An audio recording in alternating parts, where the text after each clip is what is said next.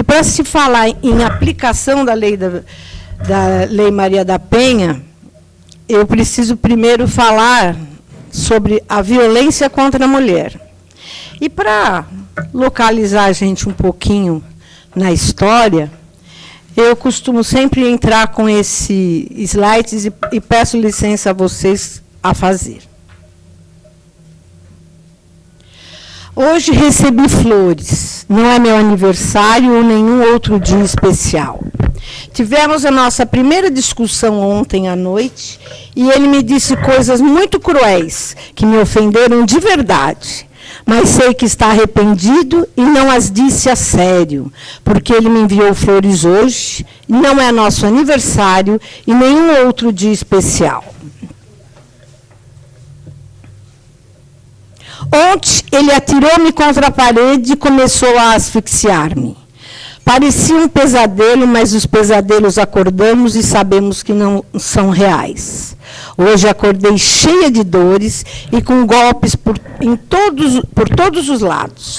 Mas eu sei que ele está arrependido, porque ele me enviou flores hoje. Não é dia dos namorados e nem um dia especial.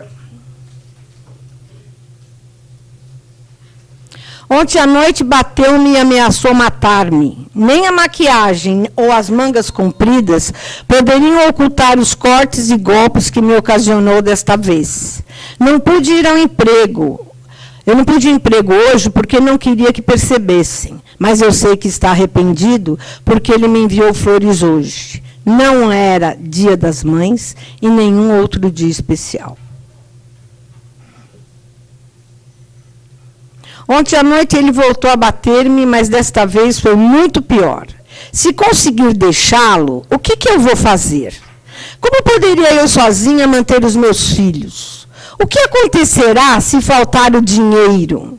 Tenho tanto medo dele, mas dependo tanto dele que tenho medo de o deixar. Mas eu sei que está arrependido porque ele me enviou flores hoje.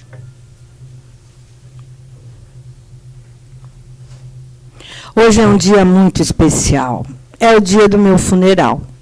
Ontem, finalmente, conseguiu matar-me. Bateu-me até eu morrer.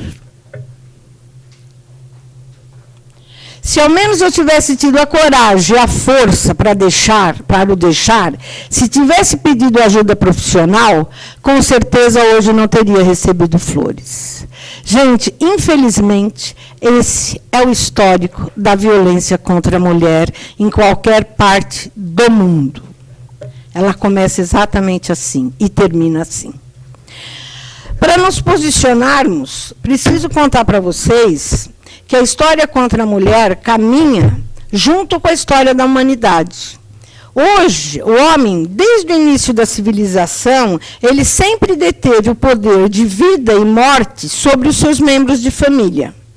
As mulheres eram subjugadas e subordinadas a eles, e elas ficavam e eram colocadas no mesmo patamar das crianças, e ficava subalterna ao homem. O patriarcado, todos nós sabemos, até hoje vigora, tanto que, na maioria dos países, os homens mandam da forma que querem e às mulheres só resta obedecer. Pior que é uma realidade. Temos vários episódios históricos e marcantes da violência contra a mulher. E deles, eu pensei em um, porque ele tem muita significância. É um episódio que aconteceu em 1857, em Nova York, Estados Unidos da América. Mulheres tecelãs reivindicando melhores condições de trabalho, um horário mais digno de trabalho, pedindo para parar de trabalhar 16 horas e trabalhar só 10. E pedindo uma equiparação salarial, porque elas trabalhavam e faziam a mesma coisa que os homens, só que recebiam um terço do salário dos homens. Ao invés de elas serem ouvidas, a sociedade machista achou por bem reprimir essa greve, trancaram a fábrica com as tecelãs dentro desta fábrica. Com isso, morreram 130 mulheres reivindicando apenas os seus direitos. E para amedrontar as outras, das outras fábricas, não fazerem o mesmo, né? Esse era o grande objetivo.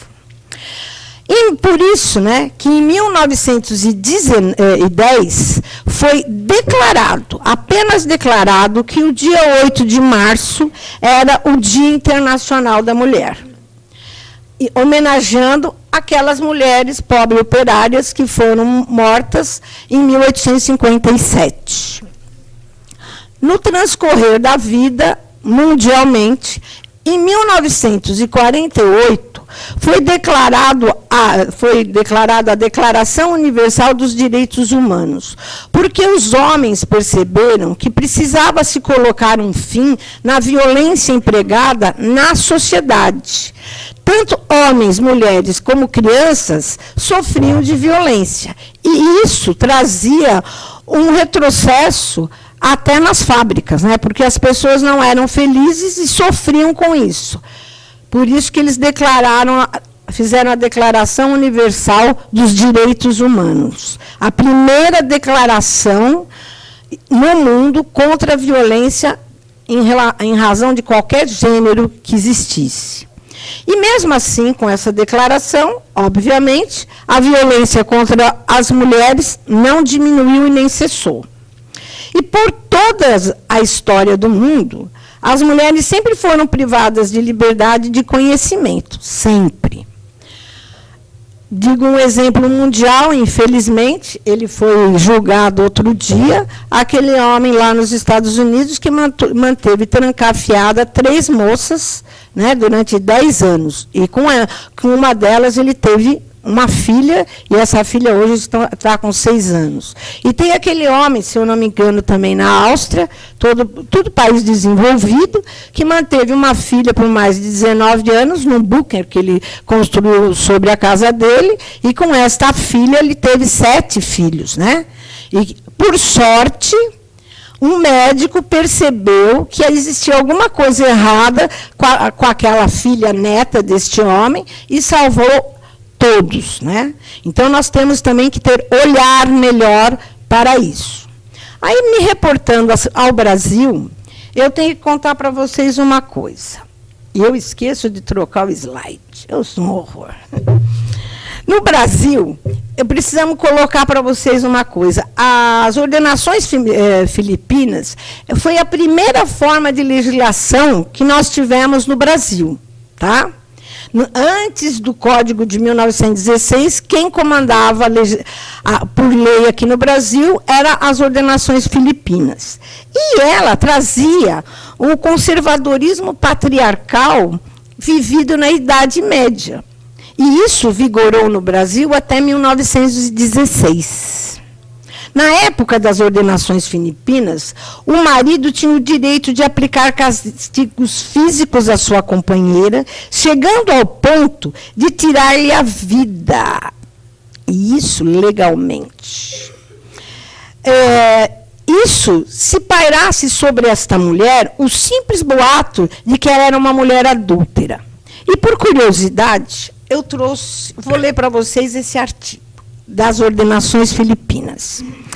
Achando o homem casado, sua mulher em adultério, se ele achar a mulher dele em adultério, licitamente poderá matar a si e a ela, como o adúltero. Além da mulher, podia matar o homem que estava tendo conjunção carnal com essa mulher.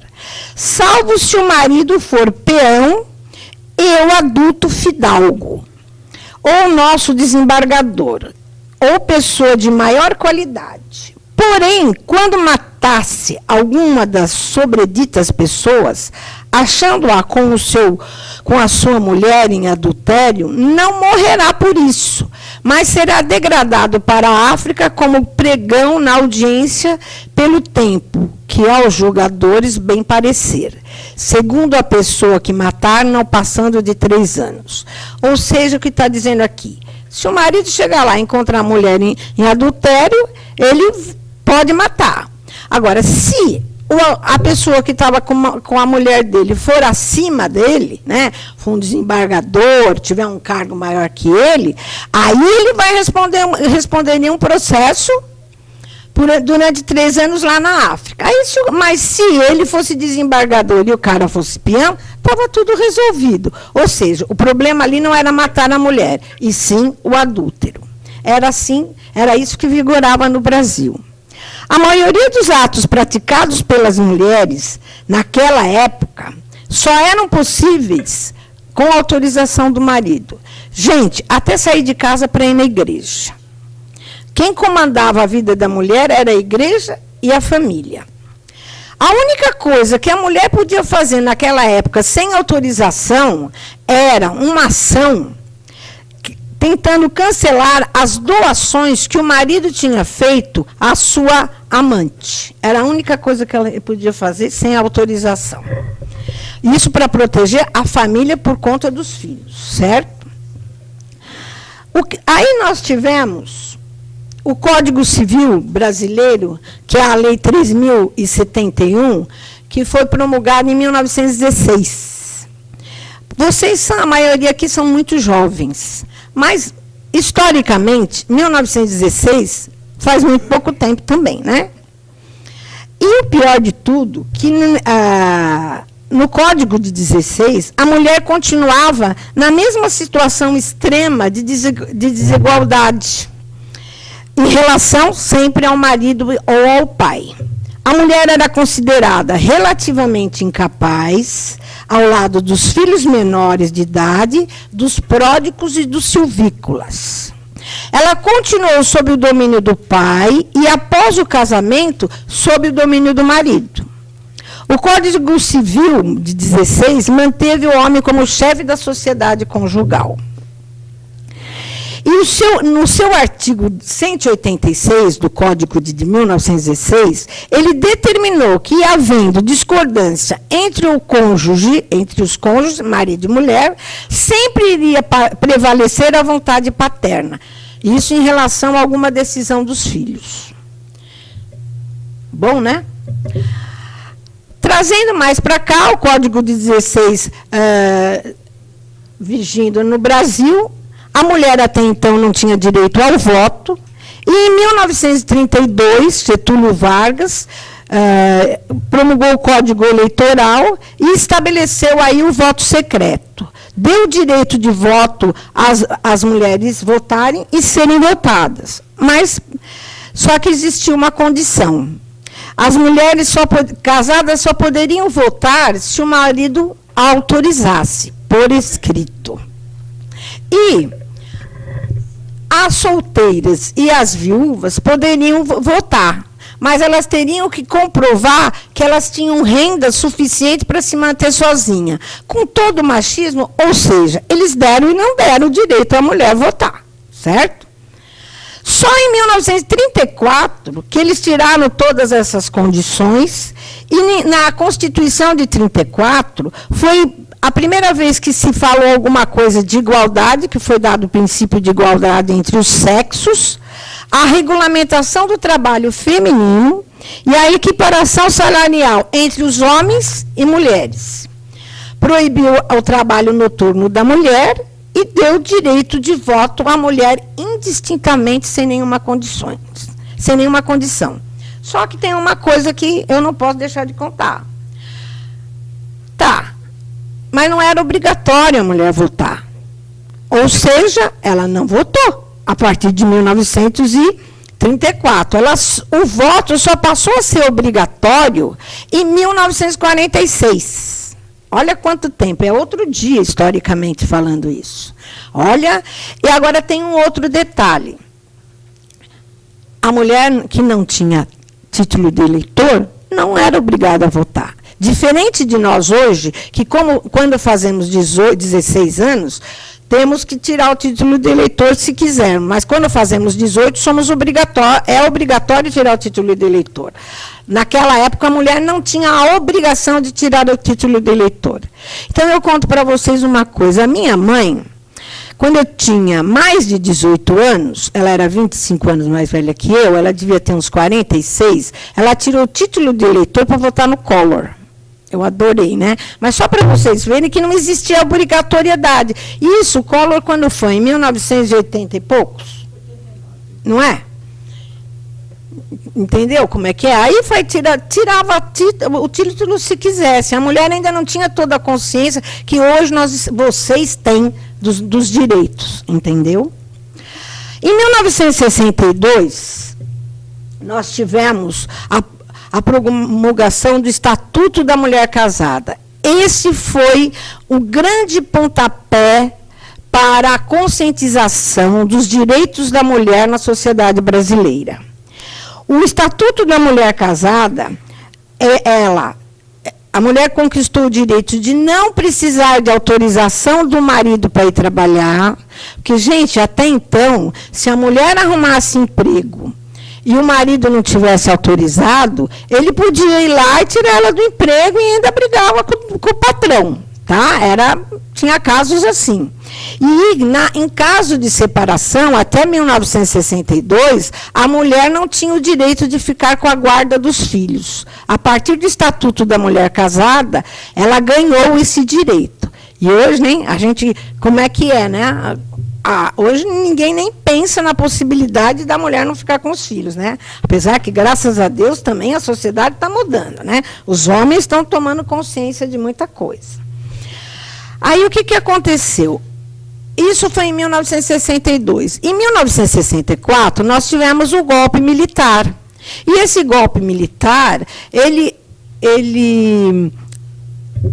empodou, ia atrás de todo mundo que pensava naquela época, inclusive contra as mulheres, que tinham um movimento feminista querendo a libertação das mulheres. Por conta da Revolução, do golpe de 64, os movimentos feministas se refrearam e só retomaram o movimento em 1970, década de 70. Inclusive, essa década é conhecida como a década da mulher. Foi uma década onde o feminismo aflorou, e o feminismo no bom sentido, né? A conscientização dos nossos direitos. E, entanto, que em 1975, aí foi oficializado o direito, o Dia Internacional da Mulher, o 8 de março, como sendo o Dia Internacional da Mulher. Foi oficializado pela ONU, por isso que todo ano, graças a Deus, a gente comemora. Mas eu ainda acho que a gente tem que parar de comemorar, porque um dia há de ter a sociedade todos os direitos igualados, e aí nós não precisamos ter esse 8 de março. Eu acho que o 8 de março é para lembrar os nossos direitos e nós continuarmos reivindicando.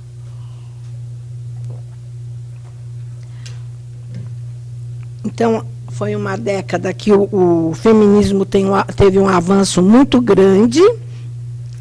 E uma coisa muito importante também aconteceu nessa década. Foi que, em meados da década de 70, exatamente em 1976, se brigou muito, porque até então existia no júri, quando o homem matava a mulher, o advogado, né, a gente chamava a legítima defesa da honra para defender aquele homem que tinha matado a mulher porque tinha encontrado ela com outro. E eu tenho um caso de uma delegada que está sempre com a gente nos movimentos. Ela conta que ela devia ter uns 8 anos de idade e que ela foi no enterro de uma mulher. E ela ficou indignada, porque o corpo jazia frio naquela época, se velava as mulheres, os velórios eram em casa, então estava o corpo sozinho lá na sala, e todo mundo do lado do coitado, do criminoso, porque é ela que deu causa para ele matá-la. Olha que absurdo. E aí ia para júri e saía livre, leve e solto. E aí o que aconteceu? Isso também é um marco para os direitos da mulher que é o marco do julgamento do Dock Street. Esse homem matou uma milionária chamada Leila Ângela Diniz. A Leila Diniz é outra. Em 1976, ele foi julgado lá no, se eu não me engano, em Cabo Frio, e foi dado, né, o advogado levantou a legítima defesa, o juiz acatou, e ele foi condenado apenas a 2 anos de detenção, e naquela época a suspensão condicional da pena se chamava sursi. E ele foi dado sursi para ele ali no ato do tribunal, e ele saiu livre, leve e solto. Graças a Deus, o movimento de mulheres foi para as ruas, tanto no Rio como no Brasil inteiro. O Tribunal de Justiça se viu tão acuado que o Tribunal de Justiça do Rio de Janeiro desaforou, ou seja, tirou da competência da cidade onde aconteceu o crime, levou para a capital, anulou o primeiro júri e julgou novamente o Dock Street, dizendo o seguinte: não se pode mais arguir legítima defesa da honra. E ele foi aí condenado a 15 anos de reclusão por homicídio. Ou seja, aí ele foi condenado por um crime que, de fato, ele cometeu, e o hábito nos júris passou a ser não mais falar sobre a legítima defesa da honra. Foi o primeiro. E hoje isso nem se cogita nos júris, né? Porque se eles cogitarem, a gente nem sabe o que faz, né? Mas ninguém faz mais isso, graças a Deus, porque também não vai ter função e não vai convencer ninguém. E eu conto para vocês, eu gosto de fazer nos paralelos, só para vocês poderem guardar direito. Na primeira versão da Gabriela, no livro da Gabriela, diferente da atual versão da Gabriela, mas aconteceu isso, o coronel matou a sinhazinha. Todo mundo acho que viu isso na novela agora há pouco tempo. Atualmente, ele não achava que ele estava errado de ter matado a mulher dele, porque a mulher era dele e ele estava traindo ele. Na versão atual, em razão dos movimentos feministas, eles condenaram o coronel. Mas lá na história real que está lá no livro, o coronel não é condenado, porque era o hábito da época. Ele matou em legítima defesa da honra. Então está lá, Jorge Amado conta isso, certo? Para vocês verem que só com movimento social e conscientização que a gente muda hábitos. Não adianta só ter leis. E na época, o movimento sobre isso se chamava aqueles que matam por amor. Eles agiam em nome da honra. E, na época, a maioria aqui é muito novo, até a Globo fez um seriado chamando Aqueles que Matam por Amor. E trouxe à baila essa discussão na sociedade, que foi bastante importante. Agora, o tema violência contra a mulher foi o tema central nessa década que eu falei, entre 70 e 80. Foi aí que começou a aflorar na sociedade brasileira a conscientização e o absurdo da violência que acontece contra as mulheres no nosso país. E aí, por conta disso, eles fundaram foram criados alguns grupos para poder coibir isso e também para estudar políticas públicas. Um deles, que eu não posso deixar de contar, que foi em 1983, o Conselho da Condição Feminina, do qual eu sou uma das conselheiras, e é nível estadual. E também o Programa de Assistência Integral à Saúde da Mulher, que é a nível federal. Em 1985, foi inaugurada em São Paulo a primeira Delegacia de Defesa da Mulher, e, gente, é a primeira no país e no mundo. Todas as delegacias de defesa da mulher que vocês forem no mundo, podem se orgulhar. Eles copiaram de nós. E eles fizeram inaugurar e ter uma delegacia de defesa da mulher. Hoje, se eu não estiver enganada, em São Paulo tem, na grande São Paulo tem 9 e no estado de São Paulo tem 29. Essa delegacia ela foi criada para poder receber aquela mulher carente e violentada por pessoas mais especializadas. Para a mulher não ouvir o que costumeiramente ela ainda ouve, mas você deve ter dado razão para apanhar, né? Olha a roupa que você está vestindo. Porque o que tem que se entender é uma coisa, mesmo que seja profissional do sexo, ela não é obrigada a fazer aquilo que ela não quer. Então, todo mundo tem o seu direito e sua dignidade. Toda vez que isso não é respeitado, principalmente há violência contra a mulher, né, no caso. Aí aconteceu uma coisa muito boa, que foi a promulgação da Constituição Federal, que é a que vige até hoje, em 5 de outubro de 1988, que começou a mudar um pouco o conceito de mulher aos homens, né? E aí os homens e mulheres são iguais em direitos e obrigações, o que está escrito no artigo 5º, inciso 1º. E o que aconteceu? Eles pararam de abrir a porta para nós para entrar no carro, eles pararam de levar flor, né? Não puxam mais a cadeira para a gente sentar no restaurante, agora não pago mais a conta, a gente tem que dividir, né? Mas é o preço, né? É o preço dos direitos iguais. Então, a gente paga o preço, tem uns homens iguais a nós, né? E a gente acaba tendo uma sociedade mais equilibrada, né?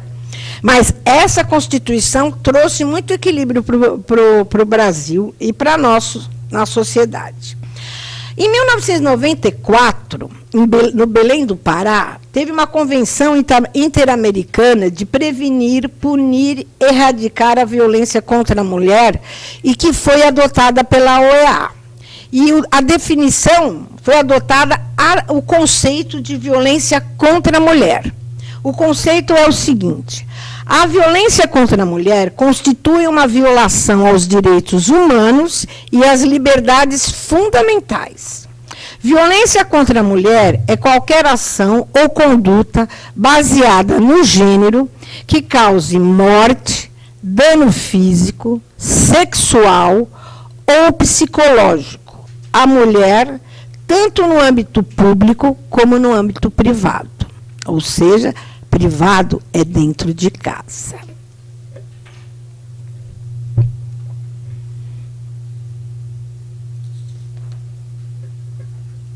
Aí, em 2004, olha quanto tempo que se leva para conseguir algumas coisas, né? Quanto tempo leva para se perceber que tem alguma coisa errada.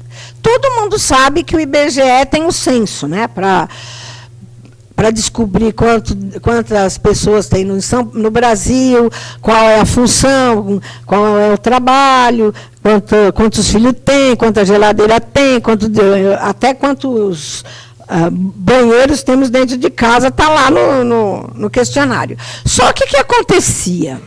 Não tinha espaço nesse questionário, até 2004, para dizer que a mulher era a chefe da família. Só que eu tenho um dado que, para mim, já está aumentado, mas como é um dado que a gente não encontra, o IBGE não atualizou, para vocês terem uma ideia, 53% das famílias brasileiras são chefes de família. O que é ser chefe? Não é mandar, é sustenta mesmo, administra aquela família. E só aí que o IBGE percebeu a necessidade, tirou o homem como a única possibilidade de ser chefe e colocou lá quem é a pessoa de referência nessa família. 2004. E, gente, depois de uma árdua, longa, internacional luta de uma mulher chamada Maria da Penha, e por imposição da OEA, saibam uma coisa, se a OEA não impusesse multa para o Brasil, nós não tínhamos a Lei Maria da Penha.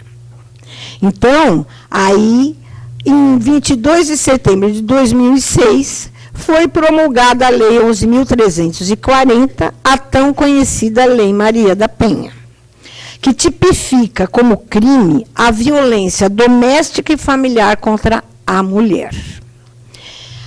E por que essa lei foi batizada como Maria da Penha? Para vocês terem uma ideia, houve um crime em 29 de maio de 1983, em Fortaleza, Ceará, contra Maria da Penha.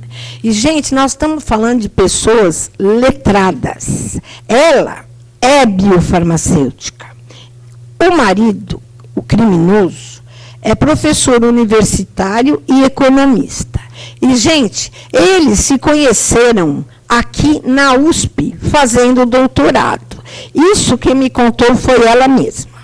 Então, nós estamos falando de gente que sabe os direitos, as obrigações, né? Entende de lei, sabe o que pode, o que não pode. E o que ele fez? Ele tentou matá-la. E a primeira vez, ele tentou matar com uma arma de fogo. Ele simulou que tinha ladrão na casa dele, deu tiro nas costas, deu tiro nela, pegou nas costas dela, e ela conta, gente, é muito triste de ver. Ela estava na cama. Aí ela ficou deitada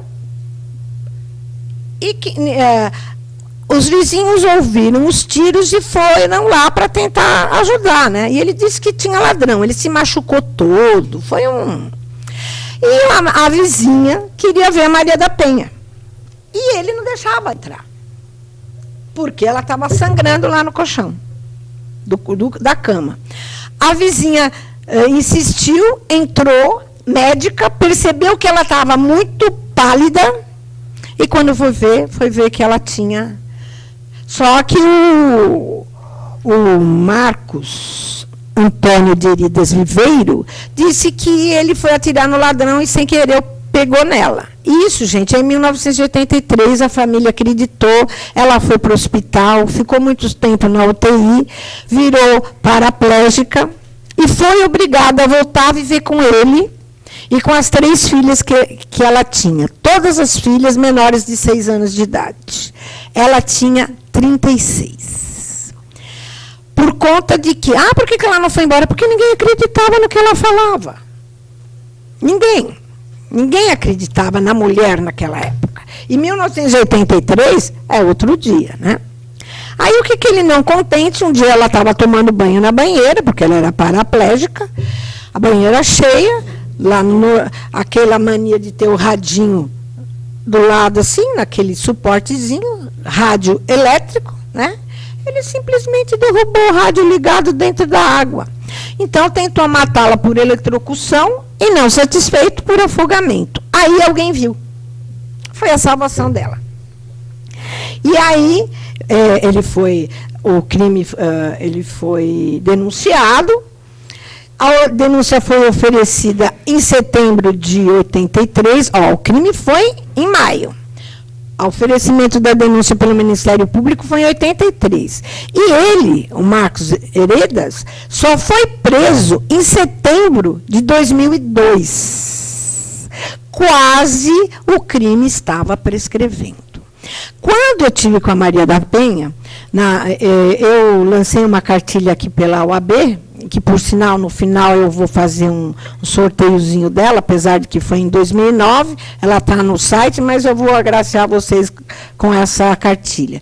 E lá, no dia do lançamento da minha cartilha, ela estava lá e ela contava: eu nem acredito que eu estou aqui no meio de tanto advogado. Eu odiava advogado, porque ela achava que era culpa dos advogados dele não ter sido preso. Ela não entendia que existia uma sistemática judicial e recursos que ele entrava e deixava ele de fora, entendeu? Porque, veja bem, quase prescreveu o crime. Se ela não tivesse ido para a OEA, o crime teria sido prescrito. E ele foi, então, condenado a 10 anos, cumpriu 2 anos em regime fechado e está livre, leve e solto. Porque ele Ele é colombiano de origem e brasileiro, naturalizado brasileiro. E ela acha que ele voltou lá para Bolívia, porque ela não se tem mais notícia dele. Graças a Deus, né? Então, só para vocês entenderem por que a lei chama Lei Maria da Penha. Foi ela que conseguiu isso para todas as mulheres que ainda sofrem violência dentro da família. E essa Lei Maria da Penha rompeu com a dicotomia público-privado evidenciada no antigo ditado popular que diz o seguinte: em briga de marido e mulher, ninguém põe a colher. Hoje põe a colher, o garfo, tudo. Porque hoje, se alguém souber de alguma violência que ocorre com uma mulher, ela pode denunciar. Não precisa ser apenas a vítima. Vou contar isso para vocês daqui a pouco, porque o Supremo Tribunal Federal permite isso agora. No começo da lei não era permitido. O que é violência? Para vocês terem noção, violência é a mais sutil coação até a mais cruel tortura. Coação é o seguinte: ou você faz isso, ou eu não te dou aquilo. Não precisa nem ser, vou te bater. Ou você faz isso, ou eu não te dou aquilo. E muitas mulheres dependem economicamente do marido e eles vão usando dessa coação. Violência doméstica. Violência doméstica contra a mulher, gente, geralmente ocorre no espaço doméstico. O que é o espaço doméstico? Dentro de casa. A violência doméstica pode ser cometida pelo pai, pelo marido, pelo atual companheiro, pelo namorado, pelo ex-marido, pelo ex-companheiro, e pelas pessoas que aquela mulher mantém relações afetivas íntimas. Por exemplo, os filhos, o sogro, os primos, os tios, os parentes. E tem um detalhe: violência doméstica também se caracteriza quando o hóspede que aquela mulher está recebendo dentro da casa dela a agride. Isso também é violência doméstica. Agora, uma coisa que precisamos deixar muito claro, que a violência doméstica contra a mulher não acontece simplesmente dentro de casa. A relação afetiva que a mulher tem com esse agressor é que vai determinar se é violência doméstica ou não. Nós, infelizmente, vemos toda hora na televisão, e eu tenho 2 casos assim que são muito claros para mim. O ano passado, retrasado, teve um namorado porque é o seguinte: a mulher não pode se separar, não pode querer acabar com a relação. O homem se sente diminuído e ele vai lá e agride a mulher. Isso é uma coisa, não sou eu que falo, é um fato que acontece sempre. Ele não aceita que a mulher não queira mais ele, E não aceita que aquela mulher que não quis mais ele esteja com outro. Então, assim, só para vocês terem uma ideia, tem um histórico do Lindomar Castilho, que a Emiliana de Gramont já estava separada dele, mas quando ele chegou numa boate e ela estava cantando com um primo que ela namorava, ele matou ela. O Pimenta Neves deu um tiro na cabeça da Sandra Gomit, num Aras, porque ela não queria mais ficar com ele. E ele não aceitava isso, porque ele era todo poderoso, E ele arrumou a vida dela, era assim que ele achava. E o Lindenberg fez o que fez com a Eloá, porque ela também não queria mais namorar com ele. E matou ela, Então, isso são fatos estatísticos comprovados. Então, o que acontece? No exemplo, o namorado foi lá na loja e pediu para a namorada descer com ele para conversar na rua. E eles entraram no elevador, ele tirou o cinto, pôs no pescoço dela e tentou enforcar ela no elevador. Isso apareceu em todas as reportagens da televisão. E aí todo mundo me pergunta: mas isso é violência doméstica contra a mulher? Está caracterizado a Lei Maria da Penha? Está. Por causa da relação que o agressor tinha com a vítima. Também tem aquele caso eu acho que foi no começo do ano, um marido correndo atrás da mulher, ela fugindo dele, ela entra no hospital e mesmo assim ele atira nela. Ela estava no hospital.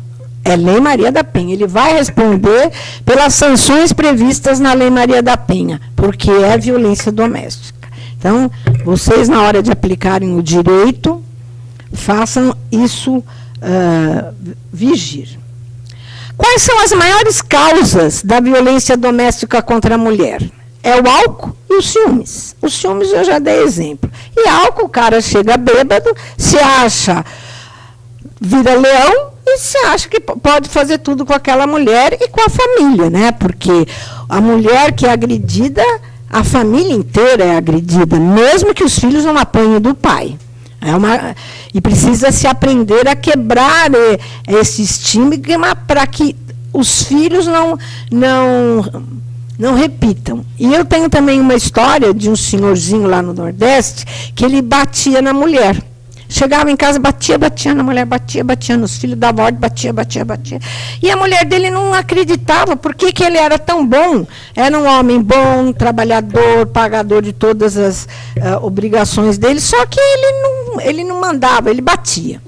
Aí um dia ela cansou e foi na Delegacia da Defesa da Mulher e denunciou ele. E ele foi chamado. E aí, conversando, ele falou, gente, eu não sabia que eu não podia bater na minha mulher. Gente, eu estou falando isso de Nordeste, mas não pense que aqui no interior de São Paulo isso também não aconteça. Aí ele falou assim, sabe por quê? Que eu aprendi que o homem, para impor seu poder dentro de casa, ele tinha que bater na mulher. O meu avô batia no meu pai e meu pai batia na minha mãe. E minha mãe, e aí batia em nós. E eu aprendi que era assim.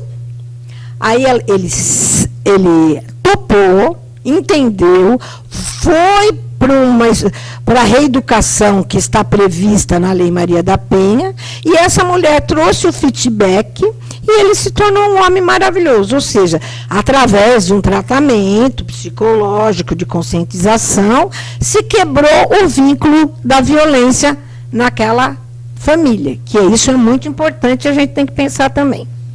Uma outra coisa que nós temos que ter consciência é que, infelizmente, a violência contra a mulher não é prerrogativa brasileira, né?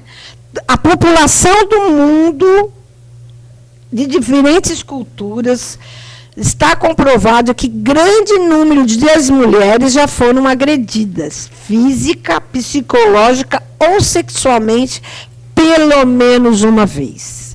É muito grave, né? Para vocês terem uma ideia, e é assustador, a mulher corre risco de ser violentada, de ser agredida, 9 vezes mais dentro de casa do que no meio dessa rua toda violenta como nós temos hoje. É comprovado. 9 vezes mais risco de ser agredida no lugar onde ela pensa que é o lugar que ela tem mais proteção. É muito sério isso. Aliás, eu acho violência contra a mulher seríssima, né? E 85% das agressões físicas ocorridas dentro do lar, o agressor mais frequente é o cônjuge. E em 85% é ele que cometeu a agressão contra essa mulher. E olha que horror, gente. O Brasil, olha em que patamar nós estamos, no 7º lugar no mundo, como o rei dos homicídios de mulheres. O estado do Espírito Santo, no Brasil, é o primeiro em homicídios de mulheres. E São Paulo está no 26º. Né? Podia estar no último lugar, né? Mas está no 26º. Vocês terem uma ideia, de acordo com uma pesquisa da Fundação Perseu Abramo, de 2011, que eu acho que isso já diminuiu, a cada 2 minutos, 5 mulheres são agredidas violentamente no Brasil. É agredida violentamente. E a violência de gênero nós temos que ter consciência disso. É uma das formas de violação dos direitos humanos. E a violência sexual é a violência que mais se destaca como forma de agressão contra a mulher. Ou seja, eu quero e você vai fazer e acabou. E tem uma coisa que eu costumo colocar, sabe, porque muita gente não tem noção disso ainda. A mulher casada não é obrigada a ter conjunção carnal com o marido quando ela não quer. Ela não é obrigada. Porque, já que nós estamos falando de direitos iguais, o homem, quando ele não quer, nem com reza brava a gente consegue, né? Então, por que a mulher, quando não quer, só porque não precisa de tanta reza? Não, é direito da mulher não querer ter conjunção carnal. E se esse homem impor essa conjunção carnal, é caracterizado como estupro. É caracterizado. Uma outra coisa que todo mundo me perguntam, e eu vou dizer para vocês uma coisa. Tenham consciência disso. Existe paralelo, já colocaram como vítima, mas a Lei Maria da Penha prevê que a única vítima da lei 11.340, e a única vítima de violência doméstica é a mulher. Tá? E quem é essa mulher? A esposa, a ex-esposa, a namorada, a ex-namorada, a filha, a irmã, a tia, a sobrinha, que pode estar recebendo aquele hóspede que eu expliquei para vocês lá atrás. Certo? Quais são os tipos de violência previstos na Lei Maria da Penha? A Lei Maria da Penha definiu 5 tipos de violência. Nós temos a violência física, e eu, ao invés de eu definir para vocês, porque é tudo muito longo, e está na lei, eu vou contar para vocês que a violência física, a infração penal dela é a lesão corporal e as vias de fato. Porque o homicídio é homicídio. E está lá previsto no Código Penal, e esse homem vai responder pelo que está no Código Penal, e a lesão corporal também está no Código Penal, e no seu artigo 9º existe uma modificação feita pela Lei Maria da Penha, prevendo um aumento de pena ao agressor em razão da relação de intimidade e afeto que existia entre a vítima e o agressor. Então, lesão corporal e vias de fato é violência física.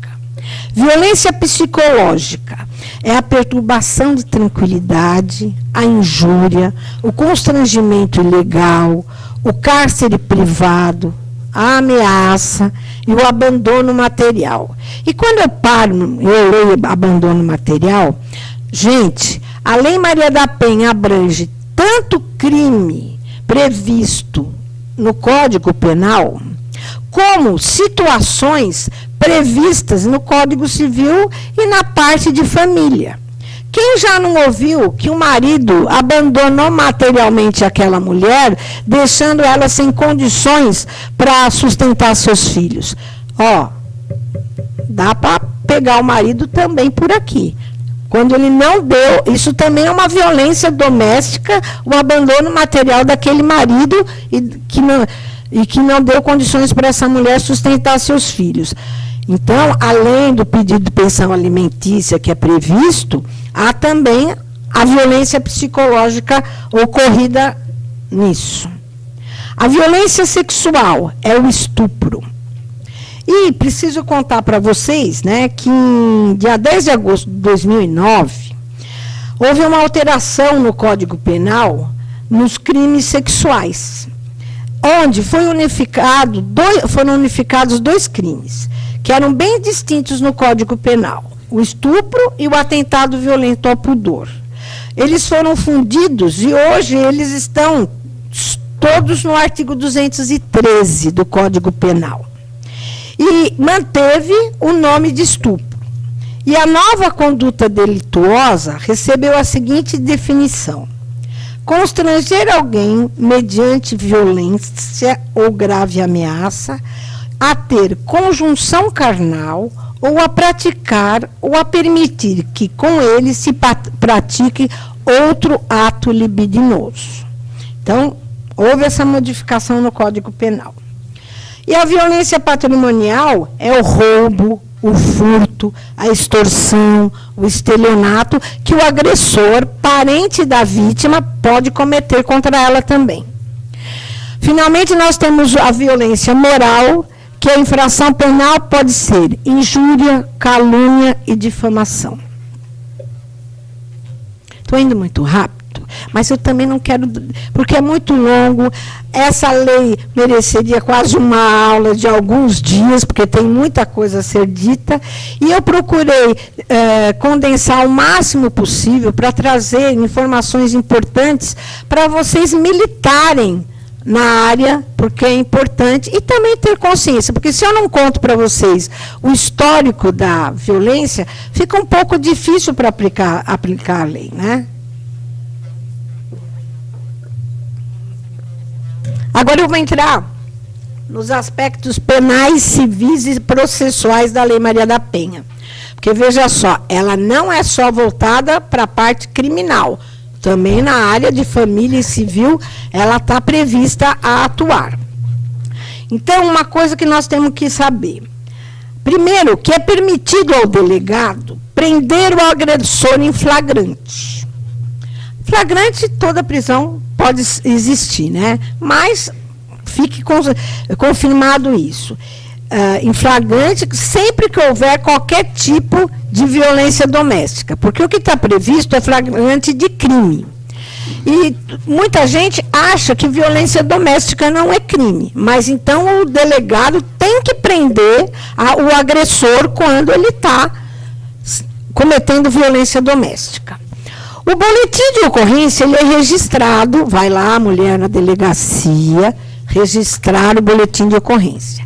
Aí, se ela tiver medo, se ela não puder ir, pode qualquer pessoa que tenha conhecimento do ocorrido registrar esse boletim de ocorrência. O inquérito policial, depois de levantados,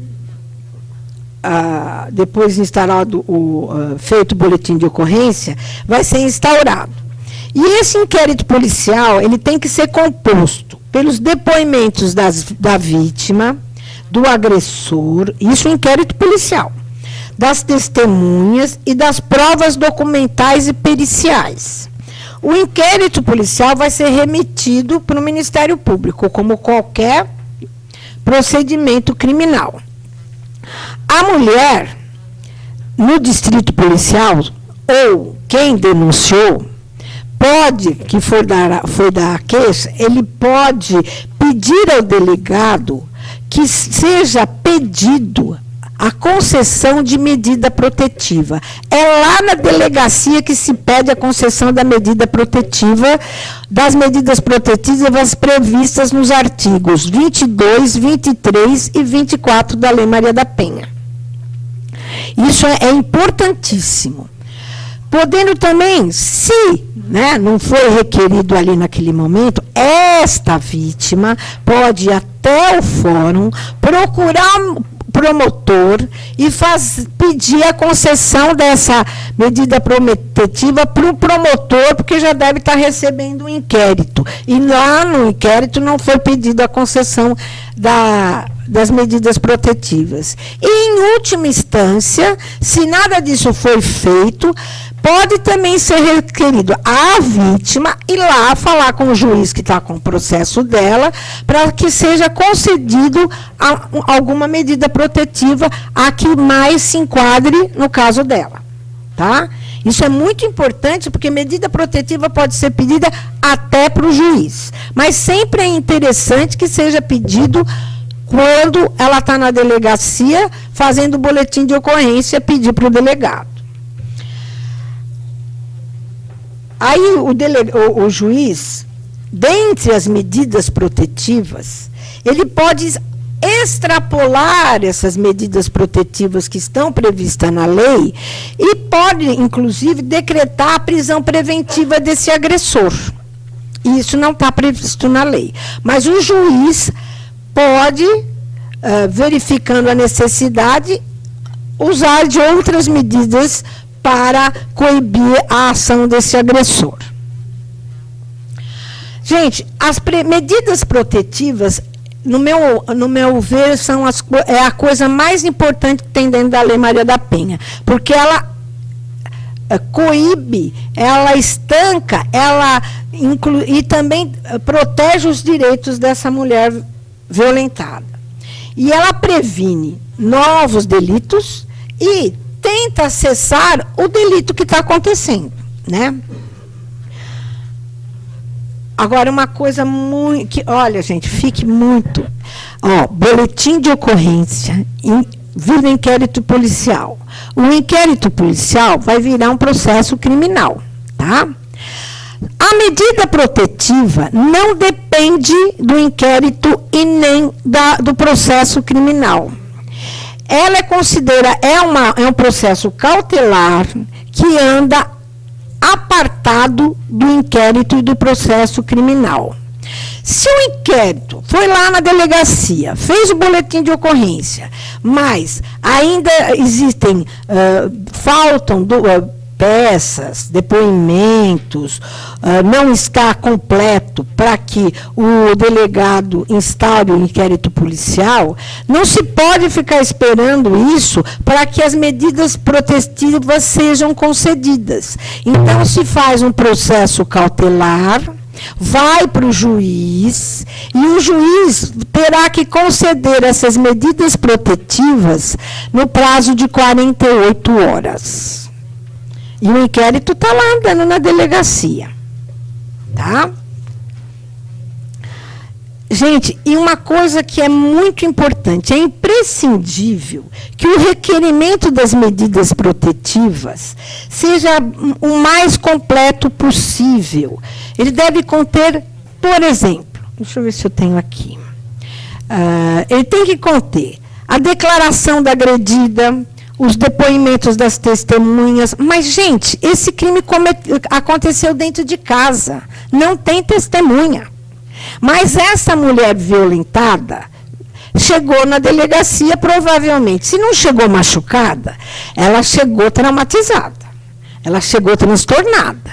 Então, quem está fazendo, colhendo os dados e para fazer o pedido da medida protetiva, tem que fazer constar as condições físicas que essa mulher chegou, se tiver ferimentos visíveis, ou as condições emocionais que ela chegou, como ela estava, abalada, transfigurada, transtornada, né? E ela pode, isso, gente, é antes de fazer ir lá no IML, porque a coisa é urgente, né? O delegado pode descrever toda essa situação, inclusive pode ser juntado nesse pedido de medida protetiva as fotos das condições físicas daquela mulher. Por que tudo isso? Como o juiz tem que tomar algumas providências que às vezes serão drásticas ao agressor, por exemplo, fazer com que ele se afaste de casa, o juiz tem que ter subsídios para ser convencido e para que ele possa conceder essa medida protetiva com segurança. Porque senão ele pode ter problemas depois. Então, o objetivo nosso de advogado é convencer o juiz. Esse é um dos caminhos. E nós temos que lembrar sempre que a medida protetiva tem natureza cautelar. Então, ele está andando lá e o inquérito está andando aqui.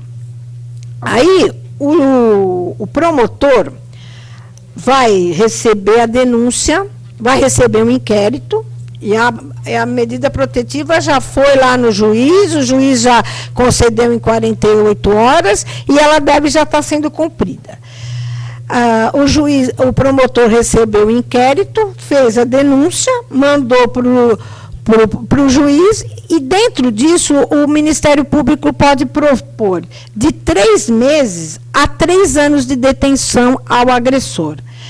E, como todos nós sabemos, a sentença final é do juiz. O juiz juiz, além das medidas protetivas, como eu já falei, previstas na Lei Maria da Penha, ele pode aplicar outras medidas que ele achar conveniente. E depois, uma coisa que também tem que ser, depois que esse inquérito policial for instaurado e foi mandado, se ele foi instaurado, ele foi remetido para o fórum e o Ministério Público recebeu e denunciou. Aí aquele processo cautelar das medidas protetivas vai ser apensado neste processo. Só que cada um corre apartadamente, mas tem que ser apensado no processo do inquérito policial que era inquérito policial daquele caso. Aí tem uma coisa assim, para as medidas protetivas, a vítima ela pode pedir, inclusive, o uso de força policial e pode também pedir a prisão preventiva. E quando eu falo vítima, quem fala pela vítima somos nós, os advogados, né? Então, a vítima vai pedir isso através de nós que sabemos que ela pode pedir. Agora, gente, tem uma coisa que me assusta bastante e nós precisamos saber também. Existem dois entendimentos a respeito das medidas protetivas depois de concedidas. Como é um processo cautelar, e todo processo cautelar depende do processo principal. Então, vamos imaginar que o inquérito policial foi arquivado. Uma parte do judiciário entende que as medidas protetivas também serão extintas, junto com o inquérito policial arquivado, mesmo que essa mulher continue precisando delas. Porque lá no inquérito não se conseguiu todos os dados e não deu para... Foi para o Ministério Público, ele não teve subsídios para oferecer a denúncia. E aí, com o inquérito revogado, aliás, com o inquérito arquivado, as medidas protetivas serão arquivadas e revogadas. Uma outra parte entende que as medidas não caducam, ou seja, elas, mesmo com o arquivamento de inquérito policial ou do processo principal, as medidas protetivas continuarão vigorando. Só para vocês terem essa dica, quem entende assim é a juíza do Juizado de Violência Doméstica do Fórum Mário Guimarães, que é a vara central sobre isso. Pelo menos aqui em São Paulo é um entendimento que não caduca. Então, eu acho interessante que vocês saibam bastante disso. Na área de família, a Lei Maria da Penha vê o seguinte: qualquer ato de desrespeito aos deveres conjugais e da união estável configura-se como violência doméstica. Portanto, o marido ou o companheiro agressor, além de responder na esfera criminal pelos crimes que praticou contra a mulher, também responderá civilmente pelo descumprimento dos deveres conjugais e aí a Lei Maria da Penha entra também. As medidas protetivas de urgências quais são? Gente, eu não vou me alongar muito, já estou terminando, mas é importante que eu conte isso para vocês. As medidas protetivas de urgências previstas